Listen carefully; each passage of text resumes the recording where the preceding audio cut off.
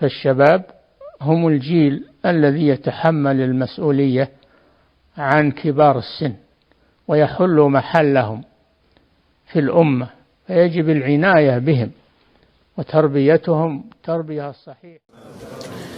بسم الله الرحمن الرحيم. الحمد لله نحمده ونستعينه ونستغفره ونعوذ بالله من شرور أنفسنا ومن سيئات أعمالنا، من يهده الله فلا مضل له ومن يضلل فلا هادي له، وأشهد أن لا إله إلا الله وحده لا شريك له، وأشهد أن محمدا عبده ورسوله. أما بعد، فإن أحسن الكلام كلام الله، خير الهدى هدى محمد صلى الله عليه وسلم، وإن شر الأمور محدثاتها، وكل محدثة بدعة، وكل بدعة ضلالة، وكل ضلالة في النار. So this topic is a great and mighty topic with respect to the offspring, the children, and raising and nurturing children upon the teachings and the guidance of the messengers of Allah Azza wa Jal. And my lecture title is Benefits regarding children, regarding raising children and nurturing children upon Fitrah and Tawheed and Birr, which is righteousness. Birr, righteousness. And no doubt over the course of this weekend you are going to hear many things from the various speakers. They are going to speak about different aspects, different facets of this issue, and they will approach the topic in different ways and highlight different things. And in order to bring all of that together, to gel it all together, and to make it easy for you to take the benefits home, then you can categorize all of those benefits and all the things that you are going to hear or that you've heard already, put them into three categories. Now, when it comes to raising your children, when it comes to nurturing your children, there are three objectives or three goals, broad goals, into which you can put all of your tarbiyah, which is, number one, that your aim is to preserve the fitrah of the child. Because Allah Azza wa Jal, as we shall see shortly inshallah ta'ala, all of mankind is created upon a particular inclination, a fitrah. And that fitrah is the foundation upon which the messengers build. They come and they build upon the fitrah. So the fitrah is the asal. So the first thing that you have to do is to preserve and protect those elements which are the elements of the fitrah. Because without that you cannot build anything else. That's the first thing. The second thing, which is the asal of the purpose of the creation, which is the tawheed of Allah Azza wa Jal, and inculcating this tawheed into the child by what we see in the Quran of the various means and the ways that we see the messengers, they established the rububiyyah of Allah Azza wa Jal and the arguments of rububiyyah, and likewise leading on from that to the uluhiyyah of Allah Azza wa Jal and the falsehood of shirk, and all of that, instilling that into the child, because that then is a foundation for everything else. And then thirdly, Al-Birr, which encapsulates all of righteousness, all of the good deeds, as we shall see from some of the texts inshallah that we will refer to shortly. Then this is from the rights of Tawheed. It is from the rights of Tawheed, from the completion of Tawheed, and everything which enters into Al-Birr, such as At-Taqwa and As-Sidq and so on and so forth. These are then what the child should be nurtured upon, in order to build a character that is a character that resembles the characters of the prophets and the messengers. So the point being that to make it easy for you to pursue the tarbiyah of your child, then remember these three things. Protect the fitrah, instill tawheed into their hearts, and develop birr, make them righteous. And so everything that you're going to hear from myself and from the points that I'm going to mention and from the various other speakers, then you can now take those points and put them into the particular place, the relevant category. And then you know exactly what you are planning, what you are doing with your children, and the whole process. So I want to stick with these three things and just mention some texts in regard to these three things, and after that I will mention some benefits that are taken from the various khutub, the sermons, and some of the lectures of Sheikh Salih Al-Fawzan, حفظه ta'ala, maybe 20 or 25 benefits, individual points, quick points that relate to this whole topic. So, first of all, fitrah. The fitrah is something that when we read the statements of the scholars like Shaykh al-Islam Ibn Taymiyyah and Ibn al-Qayyim rahimahullah, we see that they describe the fitrah in a number of ways. So for example, from the statement from Shaykh al-Islam Ibn Taymiyyah, he mentions the ayah in the Quran, فِطْرَةَ اللَّهِ الَّتِي فَطَرَ النَّاسَ عَلَيْهَا لَا تَبْدِيلَ لِخَلْقِ اللَّهِ. The fitrah of Allah upon which He created mankind. Let there be no change in the creation of Allah.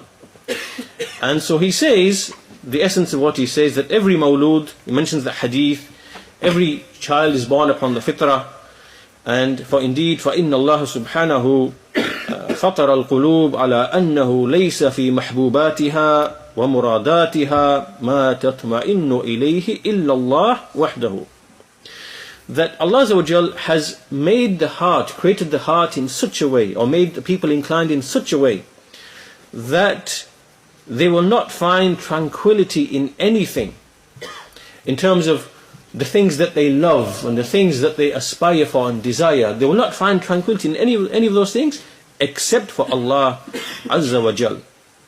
And that everything that anyone likes, whether it is mat'um, that which is eaten, or that which is malbus, that which is worn, or that which is manzur, that which is looked at, or that which is masmu', which is heard, or that which is malmus, which is felt and touched. There's nothing in any of these things in which the heart finds satisfaction. Rather, there is always something else beyond these things. And this is true for everyone, even for a kafir and a mushrik. There are times and situations and states where the heart wants something else, it's desiring something else, and it's not finding satisfaction in these things. So this is part of the fitrah that Allah created the hearts upon. This is one nature of the heart. In other words, a child's heart will not find satisfaction in anything except in the remembrance and the worship of Allah Azza wa Jal. He mentions the ayah, أَلَا بِذِكْرِ اللَّهِ تَطْمَئِنَّ الْقُلُوبِ. Indeed, with the remembrance of Allah do the hearts find satisfaction, in Surah Al-Ra'd.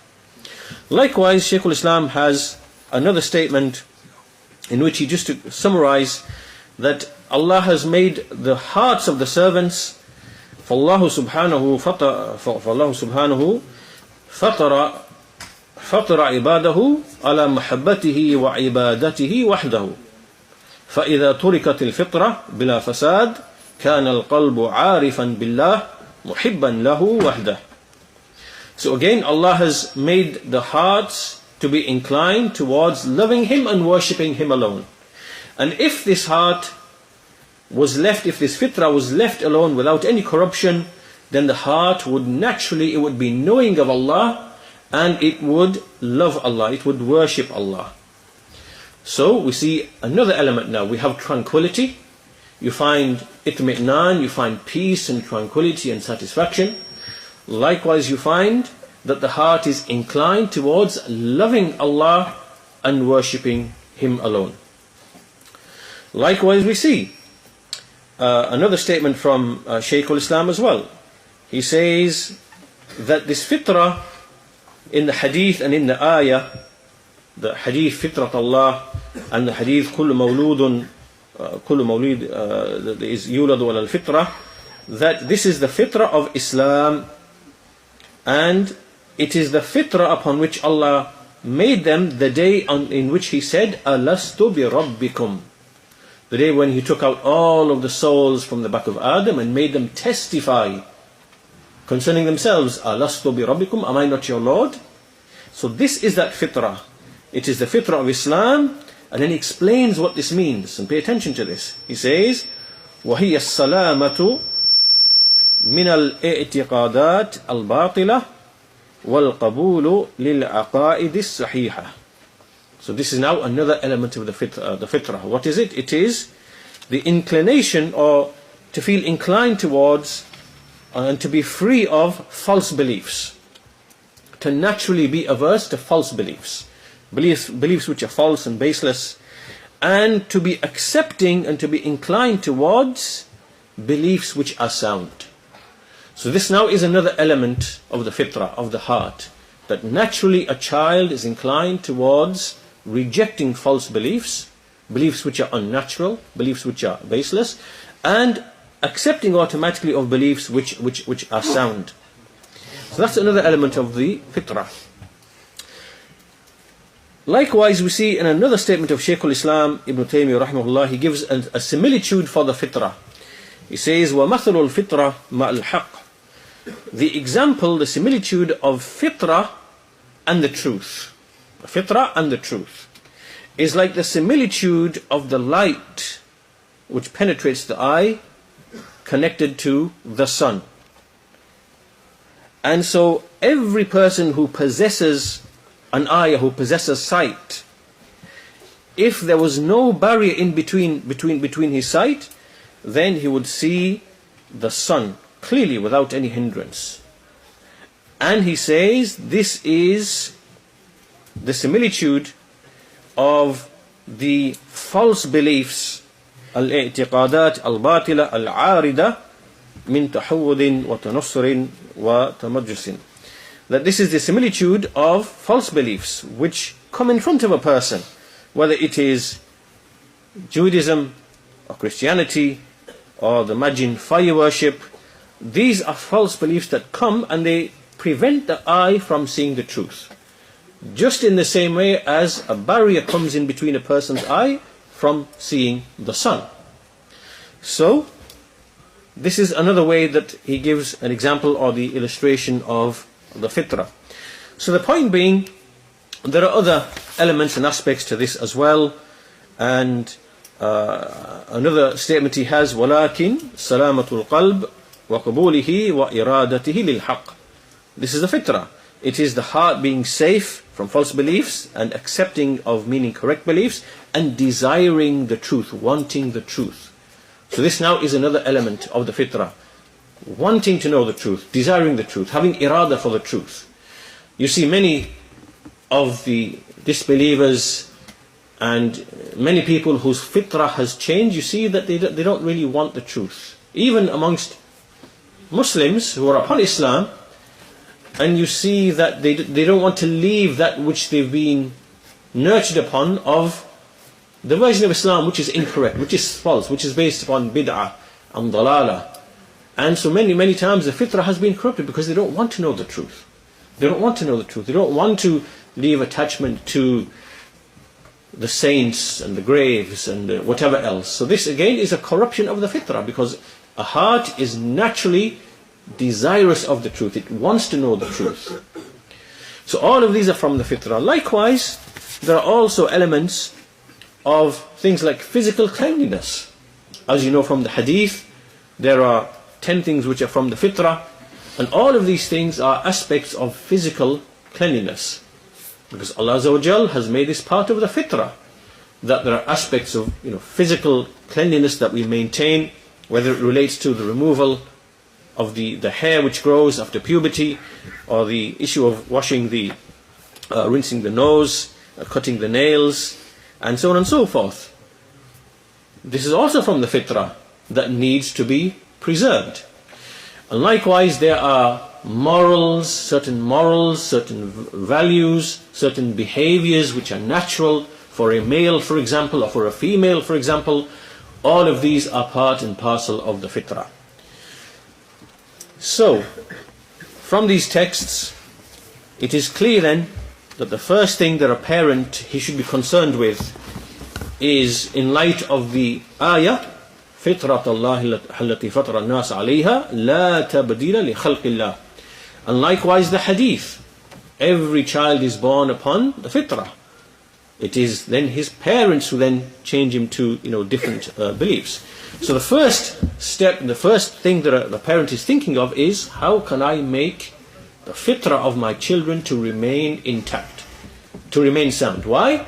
Because then the next thing is built entirely upon the fitrah.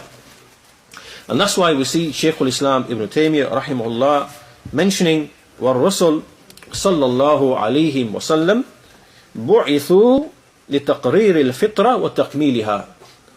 Why were the messengers sent? The messengers were sent in order to affirm the fitrah, affirm it, and then to perfect it, meaning with the guidance, with revelation, with the light of Tawheed and Iman and Al-Birr wa Taqwa and all the other traits and qualities. This is how, and this is why the messengers were sent.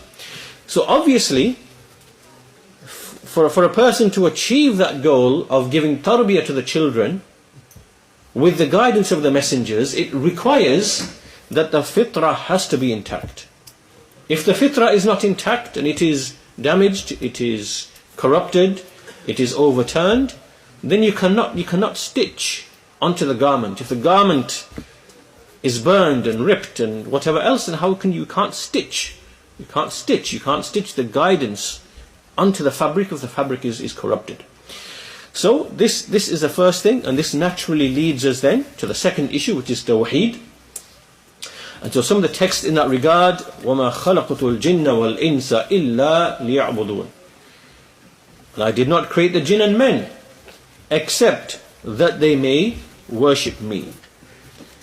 And so in this regard, we see that despite Allah Azza wa Jal creating mankind upon the fitrah, the shayateen came and they misguided mankind from Hanifiyah and took them into shirk with Allah Azza wa Jal and making haram what He made to be halal. As we see in the hadith Qudsi, فَإِنِّي خَلَقْتُ عِبَادِي حُنَفَاءَ فَاجْتَالَتْهُمُ الشَّيَاطِينُ وحرم عليهم ما أحللت لهم وأمرتهم أن يشركوا بي ما لم أنزل به سلطانا. Then indeed I created my servants حنفاء, meaning upright, naturally inclined towards the truth and towards worshipping Allah alone. This is the meaning of a Hanif, one who naturally is inclined towards accepting the truth and worshipping Allah alone. But then the shayateen came and they misguided them. They took them away and they made haram, unlawful upon them, what I had made lawful to them. And they commanded them to associate partners with me for that in which I gave no authority. And so this means that the fitrah and the tawheed, which is the asl that mankind was upon, that the shayateen come and they take the people away from this. As Luqman said to his son, Ya bunay, la tushrik billah, inna ash-shirka la dhulmun azim. So we see this concern of Luqman, and likewise we see the prophets and messengers, as we shall see in some of the texts later on, that they have this tremendous concern for their offspring remaining upon Tawheed, being righteous. And likewise in the story in Surah Al-Kahf of those youth, the youth who were upon Tawheed and they abandoned their people, they took refuge in a cave. And these youth were upon the truth, upon guidance. Allah increased them in guidance because of their adherence to the Tawheed of Allah Azza wa Jal. And you can refer to that at the beginning of Surah Al-Kahf. So the second part then is Tawheed. nurturing the child upon Tawheed, and this obviously refers to Al-Rububiyyah, instilling Rububiyyah and how we do that, and Uluhiyyah, which is the consequence of Rububiyyah, and likewise Al-Asma'i was-Sifat, Allah's names and attributes, which likewise point to Allah's right to being worshipped alone. And as Shaykh ibn Uthaymeen rahimahullah indicated, that all of this Tawheed is indicated in a single ayah in the Quran, in Surah Maryam, right at the end of Surah Maryam, verse number 65, رَبُّ السَّمَاوَاتِ وَالْأَرْضِ وَمَا بَيْنَهُمَا فَاعْبُدْهُ وَاسْتَبِرْ لِعِبَادَتِهِ هَلْ تَعْلَمُ لَهُ سَمِيًّا. The Lord of the heavens and the earth, and that which is between them. This is Rububiyyah. فَاعْبُدْهُ. So worship Him alone. This now is Uluhiyyah. وَاسْتَبِرْ لِعِبَادَتِهِ. And remain firm, have patience upon His ibadah. هَلْ تَعْلَمُ لَهُ سَمِيًّا. Do you know of a namesake for Him? This is Al-Asma'i was-Sifat. There is none which deserves to be named with the names of Allah Azza wa Jal, because He is the one who is perfect in His names, in His attributes, to whom no deficiency can approach. So this then is Tawheed. After the Fitrah of Allah Azza wa Jal, a parent is concerned with instilling Tawheed, rooting this Tawheed into his children, and we shall look at that inshallah ta'ala in some of the points that are to follow. Then after this, the parent, he thinks of the rights of Tawheed, and this is encapsulated in the term Al-Birr. Al-Birr. And so we go to the ayah in Surah Al-Baqarah, verse 177, a mighty ayah in which Allah Azza wa Jal, He says, لَيْسَ الْبِرْ أَن تُوَلُّوا وُجُوهَكُمْ قِبَلَ الْمَشْرِقِ وَالْمَغْرِبِ وَلَكِنَّ الْبِرَّ مَنْ آمَنَ بِاللَّهِ وَالْيَوْمِ الْآخِرِ وَالْمَلَائِكَةِ وَالْكِتَابِ وَالنَّبِيِّينَ. So first of all, it is not birr, it is not righteousness that you just turn your face to the east or to the west. This is not righteousness, but rather righteousness is, al-birr is. And look at what the ayah mentions. It's a mighty ayah indeed. However, al-birr is the one who believes in Allah, and who believes in the last day, and who believes in the angels and the books and the prophets. So here now we see the usul of Iman, the foundations of Iman. This is now the foundation of Al-Birr. And then it continues, وَآتَ الْمَالَ عَلَى حُبِّهِ ذَوِي الْقُرْبَى وَالْيَتَامَى وَالْمَسَاكِينَ وَابْنَ السَّبِيلِ وَالسَّائِلِينَ وَفِي الرِّقَابِ. So now it is the issue of giving wealth out of the love of Allah Azza wa Jal, giving it to those people who are needy, like for example needy relatives, those who are the orphans, those who are poor and needy, the masakeen, those who are traveling, the wayfarer who is in need in his travel, likewise those who ask, and those who those who need to be set free, meaning from slavery. All of these people, wealth is given to them out of love, the love of Allah first and foremost, and then out of the compassion for these people, because they have rights upon the wealth. So this is from Al-Birr, and a child is informed of these affairs, the fact that there are other people who have rights upon them and upon their wealth. وَأَقَامَ الصَّلَاةِ, the establishment of the prayer, which is the greatest obligation. This now is the worship of the body. And then وَآتَ الزَّكَاةِ, who gives the zakah. This now is the worship of wealth. There's the worship of the body, there is the worship of the wealth. And likewise the first thing that was mentioned about giving for the love of Allah, this is worship of the heart. It mentions hub, the loving Allah. And likewise the feelings of compassion and pity and mercy and concern for other people. This is all in the heart. And then we have the worship of the body, then we have the worship of the wealth, the purification of the wealth. وَالصَّابِرِينَ, before that, وَالْمُوفُونَ بِأَحْدِهِمْ إِذَا عَاهَدُوا, and then those who fulfill their trusts or their agreements when they make agreements or trusts or contracts. So again, trustworthiness and being honest and fulfilling one's trusts and contracts and obligations and keeping to one's word. This is another part of Al-Birr. And then after this, وَالصَّابِرِينَ فِي الْبَعْسَاءِ وَالضَّرَّاءِ وَحِينَ الْبَأْسِ. And then those who are patient in times of afflictions and hardships, difficulties, and likewise وَحِينَ الْبَأْسِ. The explanation of this is likewise in times of battle, in times of fighting, in times of conflict, to remain firm and patient. So all of this is from Al-Birr. And at the end of the ayah, Allah Azza wa Jal, He says, أُولَٰئِكَ الَّذِينَ صَدَقُوا. They are the ones who are truthful. وَأُولَٰئِكَ هُمُ الْمُتَّقُونَ. So He mentioned as-sidq and at-taqwa. So as-sidq and taqwa, they are part and parcel of Al-Birr. All of these qualities, they indicate as-sidq and likewise at-taqwa. And then we have another ayah which also it is connected, Surah At-Tawbah. يَا أَيُّهَا الَّذِينَ آمَنُوا اتَّقُوا اللَّهَ وَكُونُوا مَعَ الصَّادِقِينَ. This ayah once again it mentions at-taqwa and as-sidq. Surah At-Tawbah verse 119. At-taqwa and as-sidq. And the previous ayah speaking about Al-Birr, it mentioned all of those qualities: iman in Allah, and giving out of the love of Allah, establishing the prayer, giving the zakah, fulfilling your contracts, being patient in times of hardship and calamities. They are the ones who sadaqu, they are the ones who are truthful, and they are the ones who are muttaqoon. Again, mentioning sidq and taqwa in this ayah.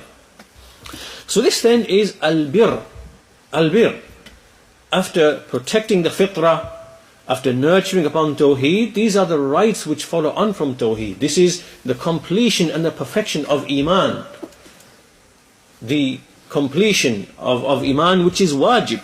All of these affairs. So this is what a parent then looks towards, and he then aims to nurture his child upon this birr, within it, which there is, which incorporates at-taqwa and likewise as-sidq. So once all of this is clear, then we move now to the various points of benefit that we've taken from some of the writings of Shaykh Salih Al-Fawzan, Hafizahullah, and they're in no particular order. And so you can take these benefits down, inshallah ta'ala, and we'll try to keep them brief and concise due to a shortage of time. And so we begin then, first and foremost, with the first point that the Shaykh makes in one of his lectures, is a great admonition, which is that the children are either a ni'mah or a niqmah. So the children which Allah Azza wa Jal has bestowed upon you, they will either become a favor and a blessing upon you, or they will be a retribution against you. Your child or your children will only fall into one of these two categories. And this is a trial and a tribulation. The Shaykh says, Alhamdulillahi alladhi yamunnu ala man yasha'u bil awlad wa yaj'aluhum fitnatan yatabayyanu biha ash-shakiru الذي يقوم بحقهم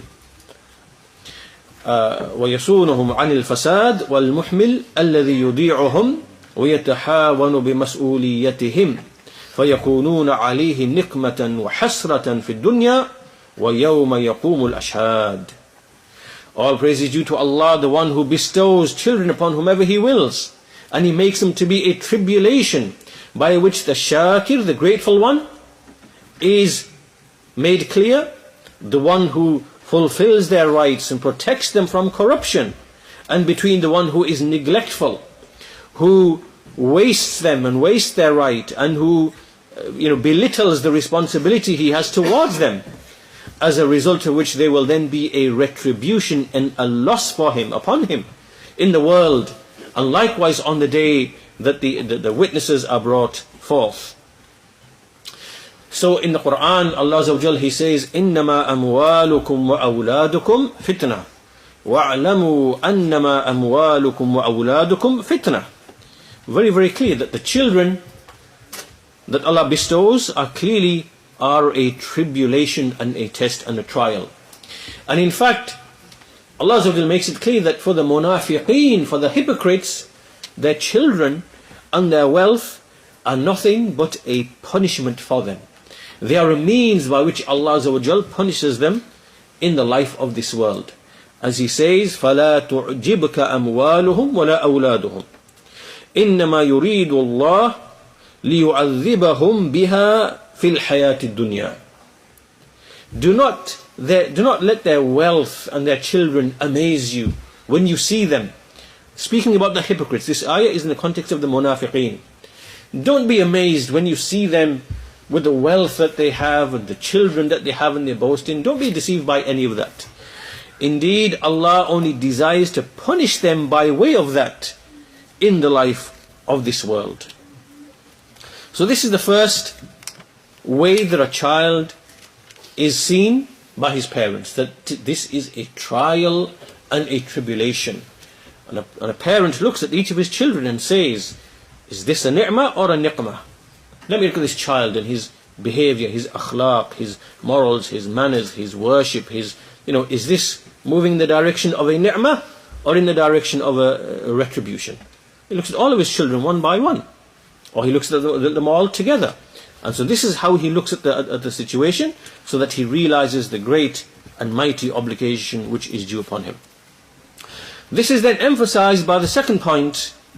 The first point is more emphasized by the second point, which is the fact that in the Quran there is an indication that the right of the child upon the father is greater, because the father will be asked first about them, about the rights his child had upon him.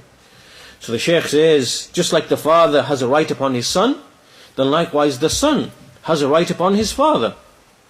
And some of the ulama said, قال بعض العلماء إن الله سبحانه يسأل الوالد عن ولده يوم القيامة قبل أن يسأل الولد عن والده. Indeed, Allah subhanahu wa ta'ala will ask the father about his child on Yawm al-Qiyamah, on the Day of Judgment, before he will ask the child about his father. وَقَدْ قَالَ اللَّهُ تَعَالَى يُوصِيكُمُ اللَّهُ فِي أَوْلَادِكُمْ. Allah instructs you with respect to your children. وَقَالَ تَعَالَى لَا تَقْتُلُوا أَوْلَادَكُمْ خَشْيَةَ إِمْلَاقٍ. Do not kill your children out of the fear of poverty. And likewise, the Prophet he said, اِعْدِلُوا بَيْنَ أَوْلَادِكُمْ. Be just between your children. So we see that all of these advices and admonitions and instructions that Allah gives, they are given to the parents, to the parents with respect to their children, and they are mentioned, or they are given precedence before the advice that is given to the children with respect to their parents. And then the Shaykh says, therefore, the corruption in all the children, when you look at any child which has become corrupted, it only has one cause. There's only one cause for the corruption of a child. What it is? What is it?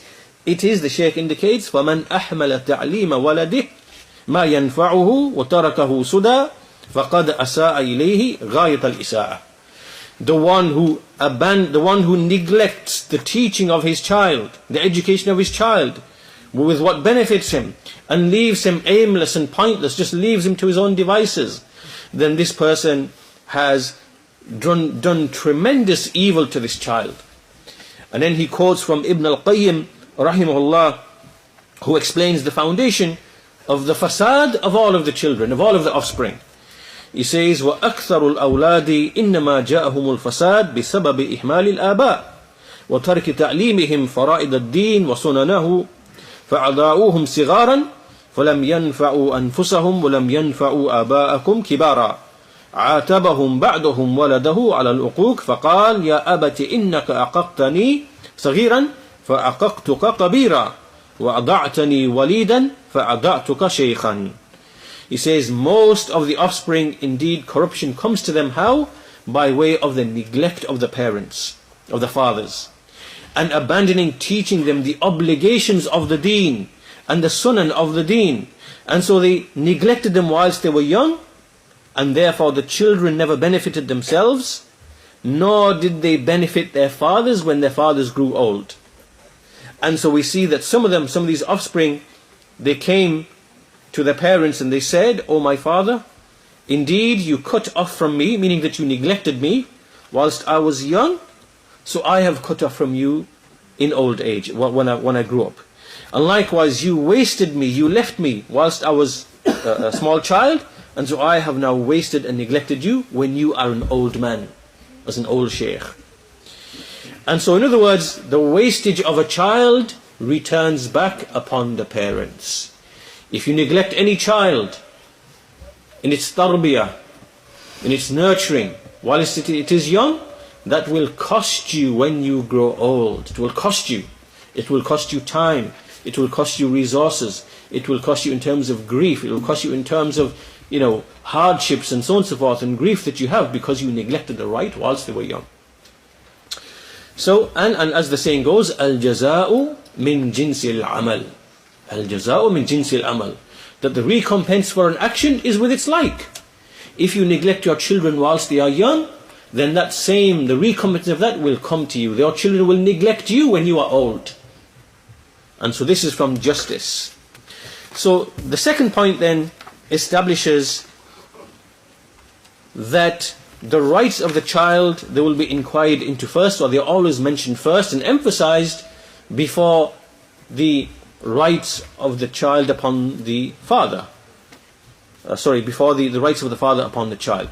This now leads us, sticking to the same topic in general, to the verse in the Quran in which Allah Azza wa Jal, He says, Ya ayyuhalladhina amanu qu anfusakum wa ahlikum nara wa quduha an-nasu wal hijara 'alayha malaikatun ghiladun shidad. O you who believe, save yourselves and your families from a fire whose fuel is men and stones. Upon it are angels which are stern and severe. They do not disobey Allah what He commands them, and they do whatever they are commanded. So here, this saving, which is mentioned in this ayah, we see that the Sahaba radiallahu anhum have explained the meaning of this. They've given us instructions as to what does this practically mean. So At-Tabari rahimahullah mentioned from Ibn Abbas, who said in the meaning of the ayah, اعملوا بطاعة الله واتقوا معاصي الله ومروا أولادكم بامتثال الأوامر واجتناب النواهي فذلكم وقايتهم من النار. So Ibn Abbas said, work obedience to Allah and fear disobedience to Allah, and command your offspring, your children, by fulfilling the commands of Allah and keeping away from His prohibitions. This is saving them from the hellfire. This is saving them from the hellfire. And from Ali radiallahu anhu, who said the meaning of this ayah, which means علموا أنفسكم وأهليكم الخير وأدبوهم, which means teach yourselves and your families al-khayr, which means instruct yourselves and your families in religion, in deen, in the affairs of the deen.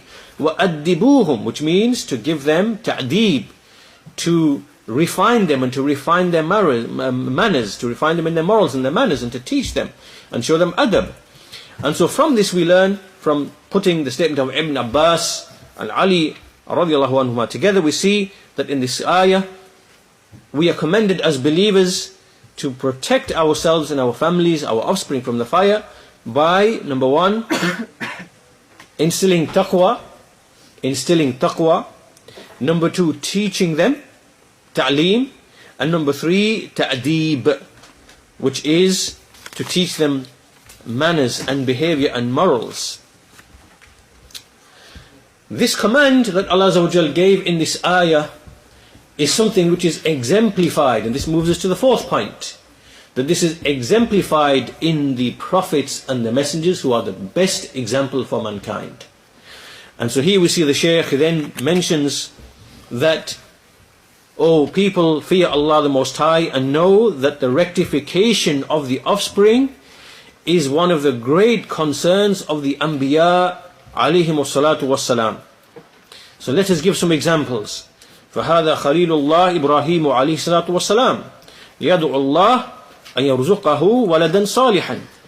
First of all, Ibrahim al-Khalil, who is the close friend of Allah, he's making dua to Allah that He bestows him with a righteous son, a righteous child. He says, رَبِّ حَبْلِي مِنَ الصَّالِحِينَ, O Allah, bestow upon me from the righteous.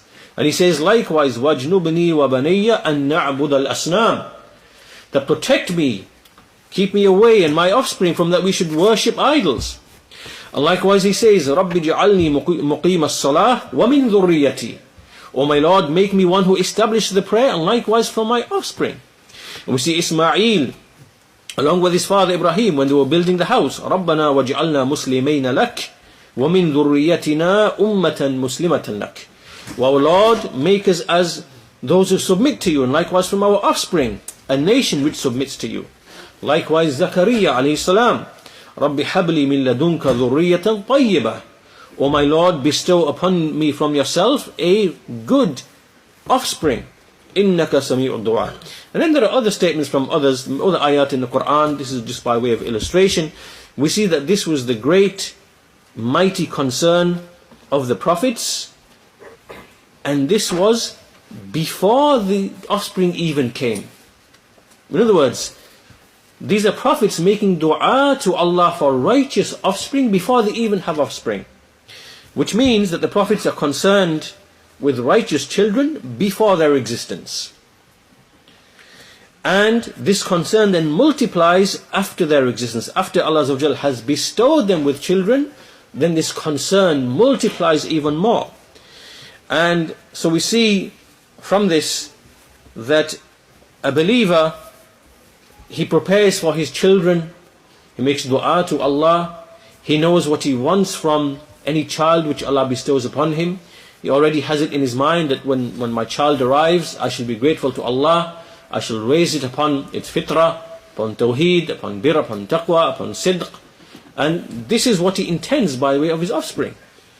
Because the offspring is the means by which his lineage is conveyed, and righteous offspring is the means by which Allah Azza wa Jal, He passes guidance from generation to generation.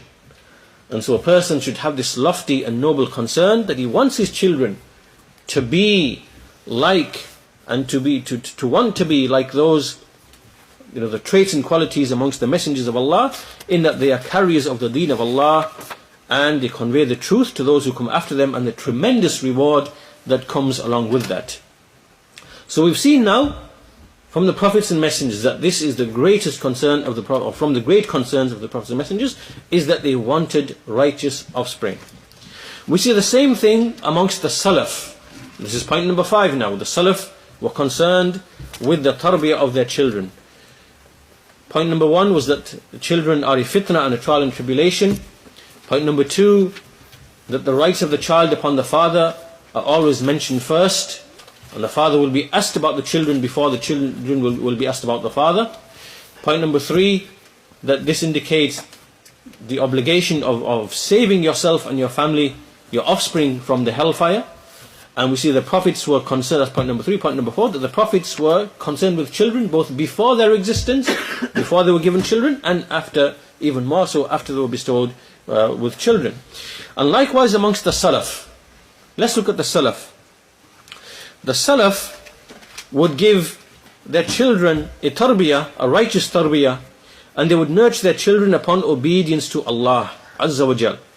The Shaykh says, فَقَدْ كَانَ السَّلَفُ الصَّالِحِ يَعْتَنُونَ بِأَوْلَادِهِمْ غَايَةَ الْعِنَايَةِ يُحَفِّظُونَهُمْ كِتَابَ اللَّهِ وَيُحَفِّظُونَهُمْ سُنَّةَ رَسُولِ اللَّهِ صلى الله عليه وسلم ويسلمونهم إلى المدرسين والموجهين وينفقون في توجيههم وتعليمهم الأموال الكثيرة والأوقات الكثيرة لما يرجونه من الثمرات المستقبلية ولا يتركونهم والفراغ والغناء والشباب فإن هذه كلها أمور خطرة. So he says, he mentions how the Salaf would treat the children. The Salaf were greatly concerned with their children. They would make them memorize the book of Allah. So he mentions 4 or 5 things. Number 1, they would make them memorize the book of Allah, first of all. Number 2, they would make them memorize the Sunnah of the Messenger of Allah. Kitab wa Sunnah, memorization. Thirdly, they would then deliver them to the teachers and those who give direction and guidance, and they would spend from their own wealth a great amount of wealth for their teaching, and they would expend a great amount of their time to this end. Why? Because they anticipate and hope in the future fruits, the future benefits and the fruits that they anticipate from the righteous children. And they would not leave them empty, idle in their youth, with the wealth and with the riches, and just leave them. All of these are great, and they are serious affairs. So to give you an illustration from the Salaf of how the Salaf would have concern in this manner for their children, we see the great scholar Sufyan al-Thawri rahimahullah, his mother Sufyan rahimahullah, as we see as narrated in Ahmad in his Musnad, she said to her son, Ya bunay utlubul ilm wa ana akfika bimighzali. O my child, seek knowledge, and I will suffice you with my spinning wheel. O my child, seek knowledge, and I will suffice you with my spinning wheel. The spinning wheel is the wheel that they use to bring the yarn together into, And so she says, you go and seek knowledge, and I will support you financially. I will do that. And look at what was produced. Who was produced by the concern of this mother? The great Imam whose name is then mentioned today and for centuries before us and for centuries afterwards, inshallah ta'ala. The great Imam Sufyan al-Thawri rahimahullah ta'ala. How did he become how he became? Because of this concern of his mother. And look at the tremendous reward that his mother will receive on account of what, the guidance that Sufyan and the creed that he conveyed, and all of the other guidance that he played a role in. Likewise, also from the things that she said to her son, Sufyan, again reported by Ahmad in his Musnad, she said, O my son, in katabta asharata ahruf, فانظر هل ترى في نفسك زيادة في خشيتك وحلمك ووقارك فإن لم تر ذلك فاعلم أنها تضرك ولا تنفعك. So she said, O my son, if you write 10 letters, meaning 10 ahadith, ahrufi meaning 10 ahadith. If you write 10 hadith, then look at yourself, stop and look at yourself. Have you seen in yourself an increase in your awe and the fear of Allah, and in your hilm, in your forbearance, and in your waqar, meaning in your veneration of Allah? If you do not see that, if you don't see any of this, after 10 hadith you don't see anything of this, then indeed know that this will harm you and it will not benefit you. So not only is the mother concerned with physically assisting the child with seeking knowledge, by striving, by working with physical labor to educate the child with ilm, not only is she concerned with that, rather she wants to make sure that her investment in the child is not laid to waste. By giving this advice, that as you are seeking knowledge, because knowledge is not sought in and of itself, it is sought for amal. The knowledge, the connection between ilm and amal is binding. So knowledge is sought for amal. And so she instilled this into a child, that every time you write 10 hadiths, stop, think. Has that benefited you? Have you increased in your khashya? Have you increased in your veneration of Allah? And in your character, your hilm? Are you more forbearing? Are you more patient? Are you more... do you see this? And if you do not, stop. Because that will harm you, it will not benefit you. So you see what this means to us as well as parents, because many of us, you work, you pay for your children to go to the Masjid, to go to a teacher, to have classes, online, whatever else it is, to go to a school, and you think the school is doing the rest. And no, rather you have to be actively involved in the education of your child, and see when he comes back, what change are you seeing? Is this child benefiting from the ilm? Is there something wrong? Is something... You need to be actively involved. And to tell the child that the whole point behind all of this is to see changes in you, in your character, in your ibadah, in your ilm, in your hilm, and everything else. And so what this tells us from these two narrations from Sufyan rahimahullah and her son Sufyan al-Thawri, is the concern of the Salaf, not only with working with the physical labor to have the children educated, but also playing an active role and overseeing the education itself, and telling them and admonishing them, and so on and so forth. So this is point number 5. The Salaf, who are the best example of how to follow the prophets and messengers, this is how they used to be. This is the way of the righteous Salaf, from the Sahaba and the Tabi'een. This is the way of their parents. And these two examples are sufficient to illustrate the point. Point number 6 is that we realize that the children are future reward after death. So if they are righteous, then there will be a future legacy. The children are people who, they make up for your shortcomings. Whatever shortcomings you have, if you leave your children as a righteous legacy, then that will make up for whatever shortcomings that you have, and it will be an expiation for your sins.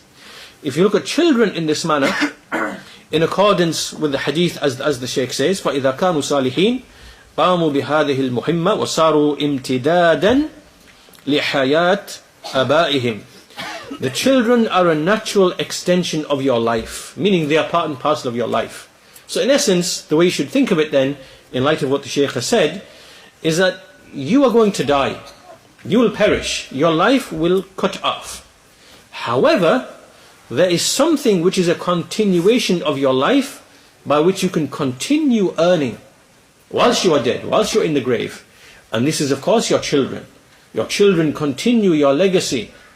So, not only, you shouldn't look at your children who inherit, because with children, we know that they inherit your wealth. They inherit your wealth. But is this what we look at? Rather, we should look at what are they going to inherit in terms of ilm, and the tarbiyah that we gave them, and the taqwa that we developed in them. This is better than the wealth that they are going to inherit. And so when they carry that forward, and that continues, this is of great and mighty benefit to an individual. As we see in the hadith which the Shaykh mentions, إِذَا مَاتَ ابْنُ آدَمْ انْقَطَعَ عَمَلُهُ إِلَّا مِنْ ثَلَاثٍ صَدَقَةٍ جَارِيَةٍ أَوْ عِلْمٍ يُنْتَفَعُ بِهِ أَوْ وَلَدٍ صَالِحٍ يَدْعُو لَهُ. When the son of Adam dies, all of his action is cut off except for 3. Recurring charity, or knowledge which is benefited from, or a righteous child which supplicates for him. And so the greatest example of this we see in Ibrahim alayhi salam, when we see the legacy which he left. What was the legacy which he left? We see that in Surah Al-Zukhruf, Allah Azza wa Jalla, He says, وَإِذْ قَالَ إِبْرَاهِيمُ لِأَبِيهِ وَقَوْمِهِ إِنَّنِي بَرَاءٌ مِمَّا تَعْبُدُونَ. When Ibrahim said to his father and his people, indeed I am free and innocent of whatever you worship. إِلَّا الَّذِي فَطَرَنِي فَإِنَّهُ سَيَهْدِينَ. Except the one who originated me. The one who originated me, for indeed he is the one who shall guide me. So basically here is the kalima. This is the kalima of Islam. We have first of all nafi, making bara'ah from whatever is worshipped besides Allah. I am free and innocent from what you worship. This is la ilaha. It is rejection of taghut. And then it is illa alladhi fatarani, except the one who originated me. And here there is rububiyyah and there is uluhiyyah tied together. Because he said illa alladhi fatarani. Fatarani is the originator. Allah is the originator. He originated you. This is His rububiyyah. And then this naturally leads to worshipping Him alone, which is from the Fitrah as well. All of this is connected. The Fitrah and worshipping Allah alone, and rububiyyah, necessitating uluhiyyah. All of this is the kalima of Islam. The kalima of Islam. And so then in the next ayah, Allah Azza wa Jalla, He says, وَجَعَلَهَا كَلِمَةٍ بَاقِيَةً فِي عَقِبِهِ لَعَلَّهُمْ يَرْجِعُونَ. And He left this as a lasting word, as a legacy amongst His offspring, in order that they may come back to it, that they come back to this kalima. And so as we see the pagan Arabs, they came back to this kalima after the sending of the Messenger Muhammad sallallahu alaihi wasallam. So the point being here, that the best thing which you can leave as a legacy, it is not your wealth, because the wealth will eventually perish and disappear, and it'll, Allah knows best what your children will be upon, Are they sound in their minds with respect to the wealth you leave them? Will they squander it? Will they waste it? Will they, Allah knows best. But the ilm, the knowledge, the tawheed, the taqwa, and so on and so forth, and what you carry, then this is the best of what can be inherited from you. And this is the fruit, this is from the fruits of all of that. So this is point number 6 or point number 7, I've lost count. Point number 6. Then we move to point number 7. After all of that, we then understand the next point, which is that the concern with the children should begin early, before they are born. And in fact, it begins with choosing a righteous wife. A righteous wife. A genuinely righteous wife. And so here the Shaykh, he mentions, O slaves of Allah, indeed this issue of the awlad is a great and mighty issue of concern. It is obligatory upon the parents that they prepare for it in advance. And especially in this time when we see the waves of tribulation have come, like waves upon waves of tribulation, and the deen has become strange, and the invitations to fasad, the things which invite to fasad, have multiplied many times over. Until, and he gives a really nice parable that should stick with you. Until he says, حَتَّى سَارَ الْأَبُ مَعَ أَوْلَادِهِ, until the father becomes, with respect to his children, like the one who is a shepherd over the flock in a land of predatory animals. This is a beautiful example, meaning that this is how you should be, given the circumstances we live in. The circumstances we live in, let alone the Muslim lands we are in. We're not in Muslim lands. And the invitations to corruption and the invitations to falsehood and the things which corrupt the fitrah and take a person away from the fitrah, they are multifold and multiplied many times over. As soon as they are born, you see that whatever they are seeing and experiencing, the fitrah is being corrupted straight away. They're being confused about what is a male and a female.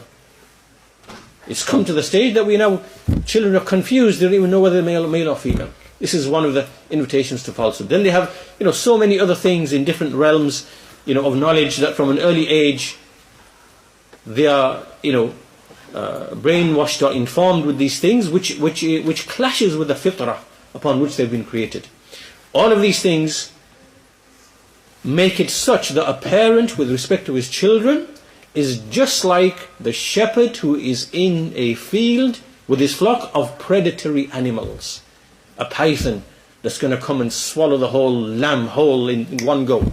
An alligator, a poisonous snake, right? He's in a land where all of these, and he has to watch over keeping this in mind. If you do not have this mentality that the Shaykh has indicated here, then you will lose your children. Bila shak. Because this is the nature of the terrain, of the environment that we are living. That unless you think like what is being mentioned here in this similitude, unlike the concern of the prophets that we mentioned earlier from the ayat in the Quran, then you will lose your children by necessity.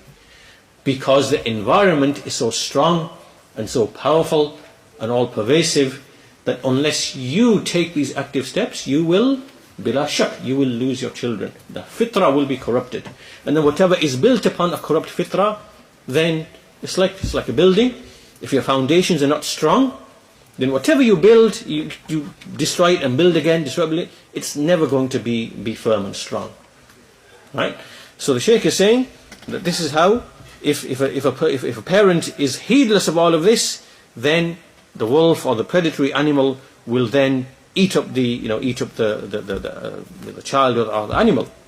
So he says, therefore, the concern of Islam with the education of the children, it begins from an early period, an early time. And this is when it is legislated for a man to choose a wife. A wife who is righteous, possessing deen, having noble manners, because the wife is, the similitude is like the similitude of seeds and plants that grow wholesome, healthy and produce fruits. And a beautiful example that can be given here, just to illustrate, because examples are the best illustrations of the points which are being made, is that of Umar bin al-Khattab radiyallahu ta'ala anhu. And there's a story that is mentioned in the biographies of Umar bin Abdul Aziz, in fact, the righteous caliph who came after. In his biographies, when you read, you see there's a story which is mentioned. And this story was that in the time of Umar bin al-Khattab, in the Khilafah of Umar bin al-Khattab radiyallahu anhu, he prohibited the dilution of milk with water. This was from the corrupt dealings that people enter into from time to time. They want to increase their profits, and so they put milk in the water, or they have fruits or vegetables and they put some rubble in there as well, and to cheat people out of their wealth. And this is the causes of corruption. So people used to do that. And one night on the outskirts of Medina, as Umar bin al-Khattab used to walk in the various places in Medina in the outskirts, you could hear from inside the homes, just by walking you could hear. And there was a woman who said to her daughter, "Why do you not dilute the milk with water?" Meaning, why do you not dilute the milk like everybody else is doing, and you can earn more? So the girl said, "How can I dilute the water when Amirul Mu'mineen, Umar bin al-Khattab, has prohibited dilution?" The mother said, "People dilute, so you should dilute it too. And Amirul Mu'mineen does not know, he won't know about it." So the girl, she replied to her mother, and she said, "If Umar does not know, then the Ilah, the deity of Umar, will most certainly know. I am not going to do it, for he has prohibited it." So as Umar bin Khattab, he heard this, this conversation, it affected him a great deal. And so he came back to his home, and after Fajr, Salatul Fajr, he sent one of his sons by the name of Asim. He said, "Go to such and such a place and find out about this girl. Find out who is she." And then he gave the descriptions. So Asim then went, and he discovered the next morning, and he discovered that she was from Banu Hilal. She was a Hilaliyah, Banu Hilal. And so when he came back, Umar said to his son, "Go and marry her, for indeed she is likely to bring forth through her offspring a knight who will lead the Arabs." So Asim then married her, and they gave birth to a daughter who was also known, she was also known as Asim bin Umar.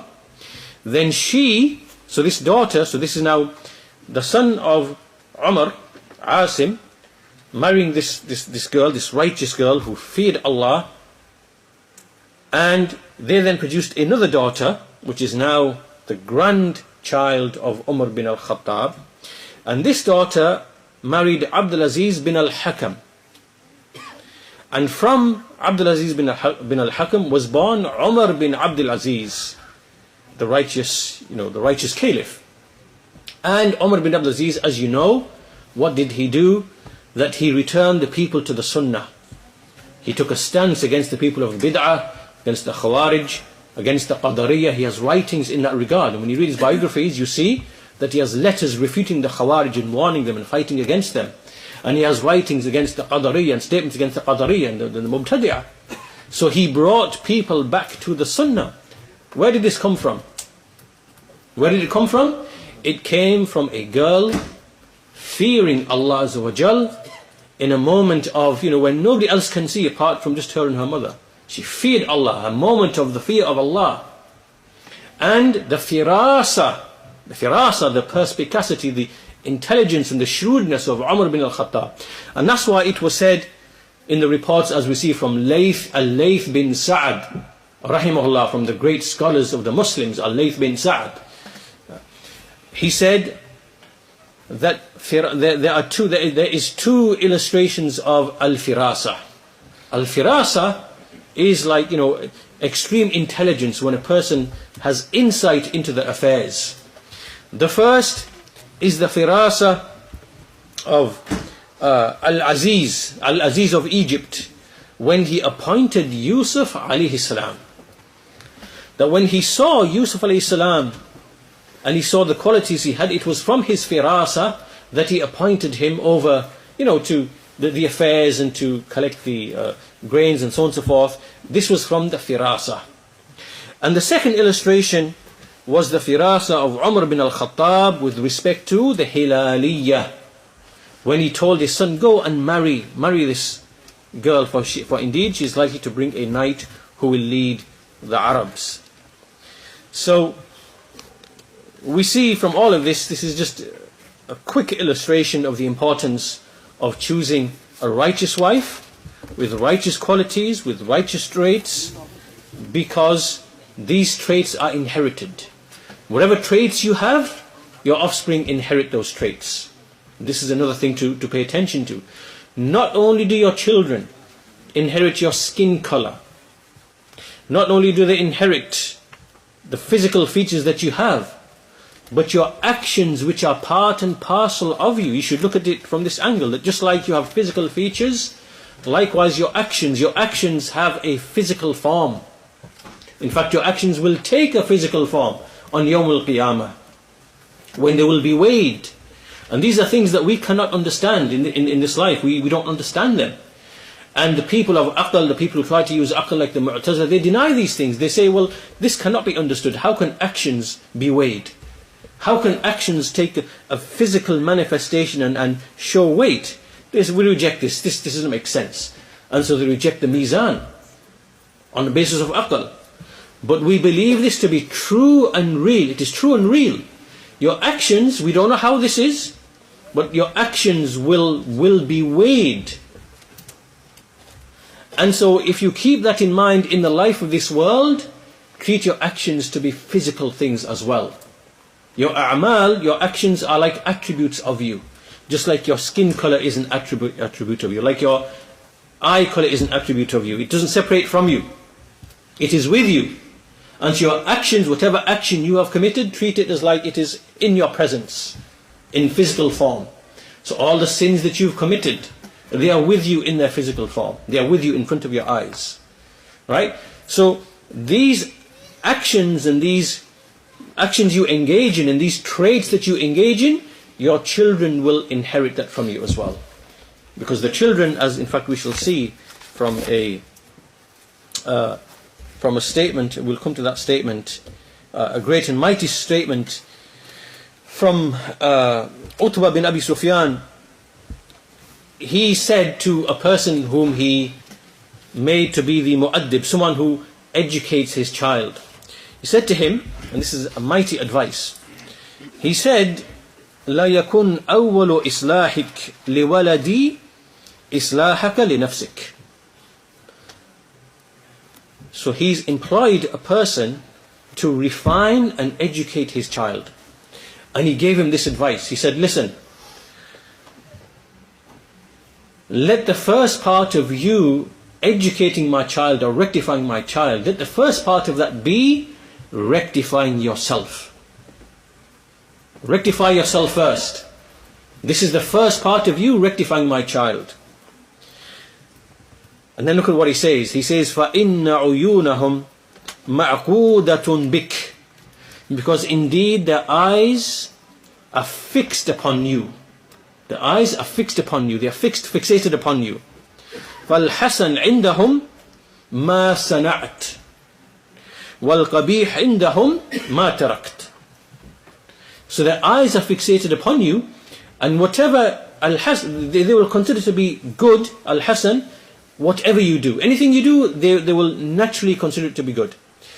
And anything which is qabih, that they treat to be qabih, which is repugnant and evil, it will be whatever you leave. This is how children work. Children have the ability to pick up things subconsciously, and they treat those things to be good and evil. And so this is coming back to the point that I'm making, that the deeds that you have, the traits that you have, your children will inherit that from you. It is not just your skin color and your eyes and your hair and your wealth and your house and your property. It is whatever actions you have been engaging in and whatever traits you have developed, by necessity, because they are mixing with you and they are looking at you as an example, as a role model, they will inherit those qualities. So they will inherit those qualities from you. So coming back to the point I was saying, we were mentioning the example of Umar bin al-Khattab and the girl whose piety and righteousness and fear of Allah led to Umar bin Abdul Aziz from his firasa, and the fact that deeds are inherited and they lead to effects, either positive or negative. And so you as a parent, this is all connected to the issue of choosing a righteous wife for your son, and vice versa, choosing a righteous son for your wife, that you have to look at these qualities and these traits, because these will lead to tangible fruits at some point down the line. So we move to the next point. We missed a few points just for shortage of time. We move to the next point, which is the concern of the prophets now this moves to the issue of Tawheed and rectifying the beliefs of their children.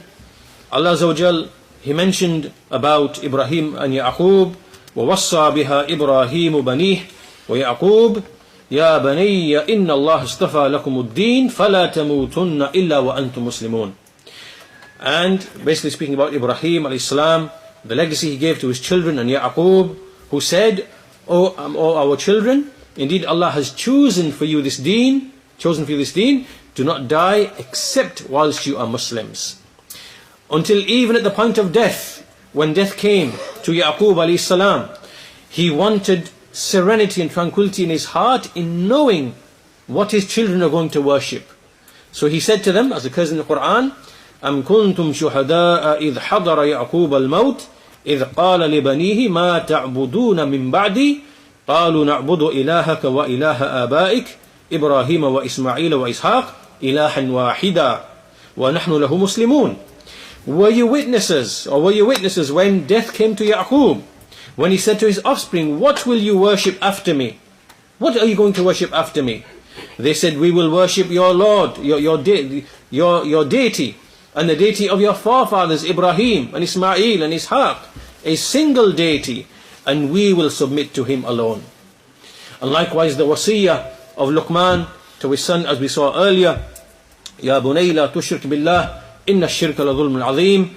O my son, do not commit shirk with Allah, indeed it is a great and mighty dhulm, or oppression. So now this brings us to the issue of how do we protect the fitrah, how do we inculcate the fitrah into our children, and to make sure that this rububiyyah of Allah Azza wa Jal is firmly fixed in their minds. And so this we start from an early age. From an early age, as soon as the child is able to rationally understand, and at the age of 3, 4, you say to them, and you use the things which are in the Quran, because in the Quran Allah Azza wa Jal has mentioned the clear apparent ayat which everyone can see.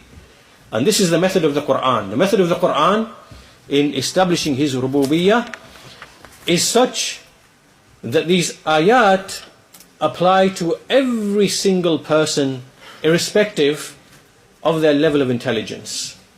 Right? They are ayat which are bayyinat, they are barahin, they are apparent and open, which nobody can deny. And there's wisdom in this. So we see in the numerous ayat in the Quran, we see the alternation of the night and the day. We see the sun and the moon traversing. We see in the creation of yourselves, the creation of the embryo and in the womb, and likewise the animals that we benefit from, and the winds that bring the rain. If you think about these are ayat which no person on the face of this earth can deny, because they are visible with the senses. And with this we reject what the atheists say, and the atheists say, well, how come, where's all the, detailed evidences about this and that and the other? And many Muslims fall into misguidance in this regard. They think that in order to impress the atheists, you have to mention the scientific proofs, and all of this is a diversion. It's a diversion. The hujjah of Allah is already established. It's already established by these evident, plain, manifest signs which every person witnesses, no matter what his level of intelligence. And also this is from the wisdom and the justice of Allah Azza wa Jal. Because if Allah's rububiyyah could only be determined by the most intelligent people, or by detailed investigation requiring tools and machinery and equipment, and this would be injustice. How can the average person of average intelligence, or even of low intelligence, how can he be held responsible for something he's not able to determine? So this is why we reject all of this, this whole thing about evidences and proofs for establishing, and all of this is a diversion. Allah's rububiyyah is established in the fitrah already. It's in the fitrah of the atheist. He just covers it and he denies it out of arrogance. It's pure arrogance, nothing else. And likewise with children, coming back to our point about the children, the ayat of Allah are apparent, obvious. And so we point out these obvious things to our children. Oh my child, look at these clouds. Look at how these clouds, they are brought together and they are pushed by the winds. They come over land, and then the rain falls upon the land. The land absorbs the rain. Out from it comes herbage, grass, so on and so forth. Then we have these animals which come along, and they eat from the herbage. They grow, they develop, they produce milk. They produce skin. The animals used for 4 things: milk, skin, meat and transport, as the scholars explain from the ayat in the Quran. All animals, these animals, they serve 4 purposes. Either they produce milk for you, or they produce food for you, or their skins produce clothes for you, or they are transport for you. Right? So you point out all of these things to your children, because these are the obvious things which are mentioned in the Quran. Look at this, look at the cloud, and look at this, the rain. Look at this, the green grass, where did this come from? Look at this. So you take them out at that age 3, 4, 5, when they're able to basically, make basic sense of things. Where did this come from? And you tell them, it is from Allah. Allah is the creator. This is their fitrah. You are making taqreer of the fitrah, as Ibn Taymiyyah said. The messengers came to make taqreer of the fitrah, and this is why we see in the Quran all of these ayat, which are the obvious manifest signs in the creation, that we point them out. So we tell them, look at these things, look at the sun, look at the stars. What is the sun for? The sun gives us light. What is the moon for? The moon, we determine time. We know the months by way of the moon. Or we know, the months by way of the moon. As Ibn Taymiyyah says that, the week is only known by revelation. All of the other measurements of time are known by observation. The day is the day, the sun. And the month is by way of the moon, the 12 months of the moon. We know by the moon. And the year, likewise, is known by, whether it's the lunar year or the solar year. We know this from physical observation. But the week is only known by the prophets and messengers, by revelation, that we have the 7-day week. Right? So you point these things out, and look, this is the moon, look, there's the sun, it's day, 1 day passes, and you put these things into their minds. And in this manner, you are protecting the fitrah from false, spurious, invented beliefs and doctrines which are only imaginations of the mind, right? Of explosions and life coming from it. All of this is nonsense. So it's speculation, and it is just a mirage. There's nothing really behind it. So from an early age, you take your children, you read these ayat in the Quran, which you see are littered throughout the whole of the Quran. In the Quran, it is only clear, apparent things that you experience on a day-to-day basis. The food that you eat, the spouses that you have, the animals that you benefit from, what you see the ayat in the horizons and in yourselves. And you repeat them over and over and over again. And you tell them, where did this come from? It is Allah, the creator of the heavens and the earth. For Him you need to be grateful. For Him you need to be grateful. Or when you sit at the table, for example, and you're eating food, and you ask them, right, explain to me, how did this, this plate of all of this food that you have here, you have a piece of meat here, you have a vegetable there, you have a carrot there, and you have, explain to me where and how did that come on your plate? I want to know all of these steps, step by step, and make them be involved in this discussion. So then you take it back. You can link everything into this. You say, well, first of all, you're sat in this house. It's not your house. You didn't, Where did this house come from before you even come to the food? So you bring in the parents and things like that. So where did you come from? By way of how Allah Azza wa Jal, He made, reproduction, things like that. You came, you were nothing, then you became something, then you grew, all of that. And then so basically you start and you link all of these things in. So the point being that we are trying to establish this fitrah, protect this fitrah in the child, and this is by pointing out the manifest signs of Allah Azza wa Jal in the creation, and that we see, which are mentioned in the Quran, all of the obvious things, and we make a child link those things to Allah Azza wa Jal and the necessity of being grateful to Allah for them. Also from the Tarbiyah, which is connected to this issue of Tawheed, is that we see in the Quran, we see basic forms of reasoning that establish that only Allah has the right to be worshipped, and that the worship of other than Him is false. I'll give one example because of the shortage of time. Rational evidences for the futility of worshipping other than Allah, and how you put these into your children from an early age. So one of them is the example of Ibrahim alayhi salam, when he, the story which is mentioned in the Quran, when he destroyed the idols, and his people came to him, and so he said to them, قال بل فعله كبيرهم هذا فاسألوا إن كانوا ينطقون. So he said, إن كانوا ينطقون. He said to his people, so the story is long, but to keep to the point being that when they came to me, he said, it was this big one who did it. Ask if they are able to speak. So here Ibrahim al-Islami confounded these people. They knew that they're not able to speak, and they felt foolish in front of him, that they should be asked to make these inanimate things who cannot speak, cannot respond, how can you worship these things?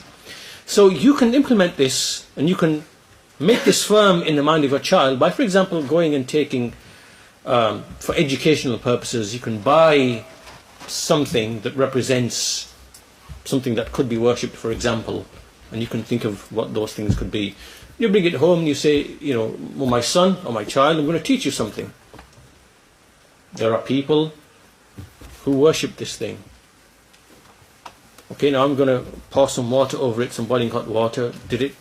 Was it able to do anything? I'll take a hammer and I'm going to smash it in half. Did it able to do anything? This is foolishness and stupidity. Now there are people who believe that worshipping these things and fulfilling one's needs by these things is actual worship, and it works. Right? And so you practically, physically do these illustrations following the examples that you see in the Quran of the prophets, whether it is the rational arguments, whether it is the physical actions they did, to make these things firm in their minds, so they can physically see an example or an illustration of that. Right? So now they understand, now they understood the rational argument, that hang on, this thing is not able to speak to me, it's not able to protect itself even, right, from any harm. So how on earth is it going to protect someone else from things which only Allah Azza wa Jal controls in any case? So you make them concrete from an early age, because what you are doing is, all of this is taqreer of the fitrah.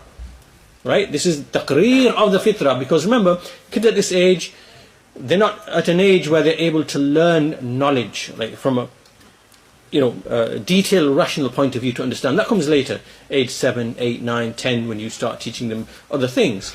But for this period, you're trying to just make taqreer, trying to establish and protect the fitrah of these children, so it remains intact and in line with the Quran, and in line with what we see from the examples and stories of the prophets at a very basic level. So once that is intact, then comes, as we said, the Tawheed of Allah Azza wa Jal, when it is formally taught to the children. Now you formally teach it. Once they reach a level where they have a higher level of understanding, comprehension at the age of 7, 8, 9, 10, 11, 12, now you formally teach all of the aspects of Tawheed and the specific details of Tawheed upon the basis which has now been kept intact and strong. Right? So this is what you have to do to the children from an early age, because, as we said, the challenges that children face nowadays are tremendous, especially in the field of Allah's rububiyyah, the shubuhat, Allah's uluhiyyah. And so this is something that we have to give a great deal of concern to, inshallah ta'ala. So that is the issue of Tawheed. We covered the Fitrah, we've covered Tawheed in a very brief manner. There's more that can be said because of the shortage of time. And then all the rest really is basically the issue of Al-Birr wa Taqwa, and protecting the morals, protecting the manners from corruption. This starts with the Salah, which is the asl, the foundation of everything else. And so I'll quickly summarize whatever we've got left, inshallah ta'ala. So the issue of Salah, and making children to be patient upon issues like prayer and fasting, for example, to train the children to be used to engage in the obligations. So one example, one quick narration from Rabi' bint Mu'awwidh, who said that we used to fast and we used to make our children fast, and we used to make for them toys out of wool, such that whenever one of them would cry for food, we would give them this wool, this toy, so they started playing with it up until the time for iftar came. So here what you're doing is you are training them to have patience upon the obedience to Allah Azza wa Jal from an early age. So by using distractions and entertainment and creative play and things like this, so that the ibadah becomes easy for them and they don't think anything of it. Right? So this is part and parcel of the birr that we're trying to inculcate. Likewise, there's a specific prophetic methodology that we can take from the texts, and that is basically, first of all, encouragement, number one, and then followed by discipline. You encourage them first, then you discipline them afterwards. And this is from the hadith about the command to the prayer. Because the Messenger of Allah, he said, command them when they are 7, which means encourage them, because it is not an obligation. Encourage them, and then basically discipline them at the age of 10. So you now have here a process which is, you begin with encouragement first of the obligations before they become obligatory. This is encouragement. And then after that it becomes a matter of discipline, where they have to be disciplined if they do not fulfill those obligations. So this is how we see the prophetic methodology in drawing children into their obligations from before they become obligatory to the time that they actually become obligatory. And also to protect them from the causes of evil. Then there are many texts which we can bring in this regard about tarbiyah of the youth. For example, one of those texts would be the 7 whom Allah will shade on His shade on the day in which there is no shade except the shade of Allah. Imamun Adil, a just ruler, and washabun nasha'a fi ibadatillah, a youth who spends his youth in the worship of Allah Azza wa Jal.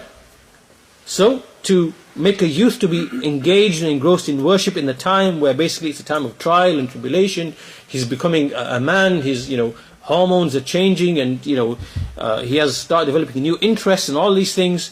To inculcate a child to be concerned with ibadah during this time is from the way of the prophetic, is prophetic guidance.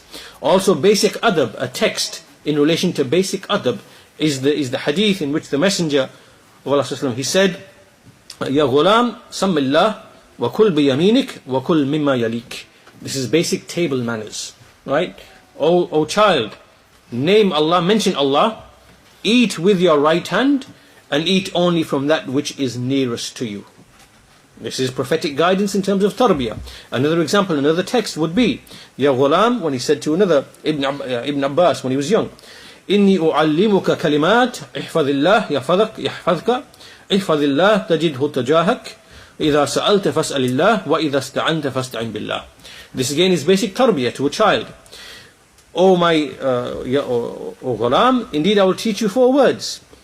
Be mindful of Allah, safeguard Allah and He will safeguard you.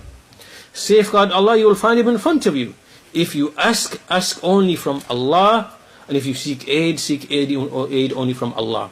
This now is reliance, making tawakkul upon Allah and being self-reliant, meaning don't rely upon other people. Place your trust in Allah, use the ways and means, and do things yourself. Right? So these are things you're inculcating now at an older age, when they start reaching 7, 8, 9, 10, 11, 12, on the path to becoming men. You now bring these qualities in, and you inculcate them upon these types of things. So basically in this period what you are doing is, number one, you are making them have muraqabah of Allah, to be observant of Allah, that He's watching and seeing. Secondly, you're making them have sabr upon obedience, as we mentioned earlier, about making them fast and pray and making them have sabr. So it's muraqabah of Allah, and then it is a sabr upon obedience. And likewise, you also make them repeat the supplications, the various supplications, because within them is the rububiyyah of Allah, there is the uluhiyyah of Allah, all of it, there is tawheed in all of that. So from them, for example, أعوذ بك من عذاب جهنم وأعوذ بك من عذاب al-qabr, and so on and so forth. These things that a person should seek refuge in. Dua al-istikhara, and the thunder and the lightning and travel, and all these things, you bring this into their lives by way of these supplications. That's number 3. Number 4, you make them venerate and respect the prohibitions of Allah, the unlawful things, to be fearful of them and to keep away from them. And number 5, teach them to have righteous manners, وَخَالِقِ النَّاسِ بِخُلُقٍ حَسَنٍ, and behave with the people with good manners. So all of this tarbiyah now comes after that age when they start becoming more understanding, and you build all of this. This is now from the birr and the taqwa and the sidq that sits on top of the tawheed that you've inculcated from an early age, which sits on top of the fitrah that you protected and preserved before that. So this is all we have time for. We have maybe another 10 other issues, inshallah ta'ala, maybe for another time, just about issues in the home, protecting the home from the avenues of evil like the internet and devices and things like that, where there's tremendous corruption. Likewise, keeping them away from just being idle and sitting doing nothing, having spare time, because this is where shaitan comes and makes them develop habits. So you've got to keep them occupied, engaged in things, creative play, beneficial entertainment in terms of things which are educational, beneficial, developing a skill, developing a trade, developing a craft, developing an interest in something where they know it's going to be the basis for employment or a business or something like that. Get them involved like this. Do not let them have any spare time. Any spare time they're sat around, it's when shaitan comes and they seek pastimes and which are harmful. So this also is one of the points. Likewise, being observant in terms of whom are they mixing with, who are they mixing with, because not everyone they mix with is going to be beneficial for them, from their relatives, from their friends, even from the people they go to school with. Right? So they have to be taught that everyone you mix with is not necessarily going to be of benefit to you, even if you enjoy their company. So you have to tell them the different types of people. There are some people you enjoy their company, it's fun and whatever, but they're harmful to you in your deen and your manners. And there are some people who you will not have a good time with. You can't really enjoy the time with them. It's but they will benefit you. So you have to teach your child to be intelligent enough to realize and to classify the different people that they are mixing with. So you have to be aware of your children's friends and their relatives, and you have to ask them, how is so-and-so? How does so-and-so behave? What are the traits of so-and-so? What do you think? Get their feedback, give them guidance, give them direction, so that they know whom they are mixing with and the benefits and the harms of each person that they are mixing with. And likewise the households that they enter into, because many of us are in situations where, for example, many of the relatives are not practicing. They have grandparents, they have uncles, they have aunties, and they, by necessity you have to visit and go. Sometimes you might have to leave them there, and they might experience certain things which you don't have in your home where you are in control. And so it's inevitable, just by the practicalities of living in these environments, that they will encounter certain things. So you have to tell them. You have to tell them that, look, don't do this and don't do that, and just be careful of it, so that they're aware, they are conscious themselves of the things that will benefit or will harm them.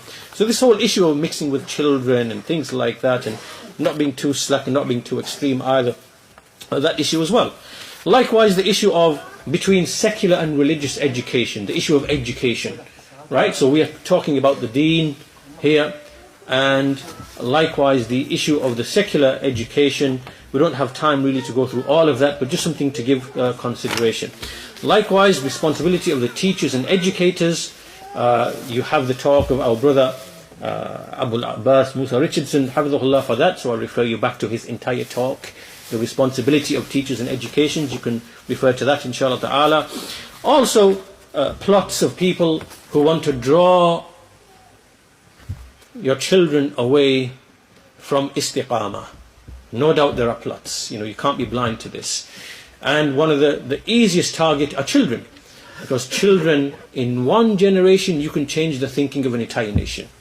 Right? And people know this. This is a crafted science and an art. Right? The communists use it. Everyone uses it. Right? One generation, you can turn an entire, or two at the most. You can change the ideas, the beliefs, the values, the morals of an entire nation in just one generation or two at the most. This is something spoken of and written about. It's in their books. The communists and other people, they say, look, leave the people, just give them our children, just take control of their education, and we will have that nation within one generation. So, there are issues that you have to deal with in environments that we live in, about, for example, developing the qualities of masculinity and femininity and making them clearly understand that they are, they clearly understand how Allah has created mankind, so that they are protected from all of this nonsense and madness and stupidity and foolishness that we see being passed around today. And there's no harm in saying this, because it is not illegal to express your values and protect your values, and to, we're not spreading violence against anybody, we're not spreading anything that's illegal. But if you want to defend your values and say, well, in our religion there is masculinity and there's femininity, and that's tied to biologically. These are our values. This is the value of all nations from time immemorial. These are our values. Well, we want to protect our values. And anything outside of this is abuse of the child. It's abuse of the child. You're trying to confuse the child and tell him, well, you can be whatever you want. This is abuse of the child. It's abuse of the child. So we can say these things, we can protect our values, as long as we're not doing anything illegal. So these are things which are taking place, which are out there, and you have to be aware of these things as well. It's all part of the fitrah, to protect that fitrah. And so you can't be ignorant and blind to the environment and the issues that you have to deal with. And trust me, I've come across people, some of these people are from my old friends, from going back 3 decades ago, got in touch with me saying, you know what, my son is such and such. We discovered, such and such. He thinks he's such and such. Right? I don't know what it is. You understand what I'm saying. These things can happen out of the blue. And this is because of a breakdown in the relationship between parents and children, and because of not adhering to the things that we mentioned, right? Not attending to each child and its needs and leaving them. Remember this, either you are giving tarbiyah to your child, or your environment is giving tarbiyah to your child. It's only one of two things. It's either you doing it or someone else is definitely doing it. So if you are neglectful and you're not on top of that tarbiyah, be assured that someone or something else is giving tarbiyah to your child. And don't be surprised if all of a sudden at the age of 17, 18, 19, all of a sudden some shock comes upon you and you say, where did this come from? You understand? Right, so these are issues that you have to be aware of. Inshallah, we'll stop with this much, inshallah ta'ala. It's time for Maghrib. And we'll conclude with that much, inshallah. Walhamdulillahi Rabbil Alameen. Wa sallallahu ala nabiyyina Muhammad wa ala alihi wa sahbihi ajma'in.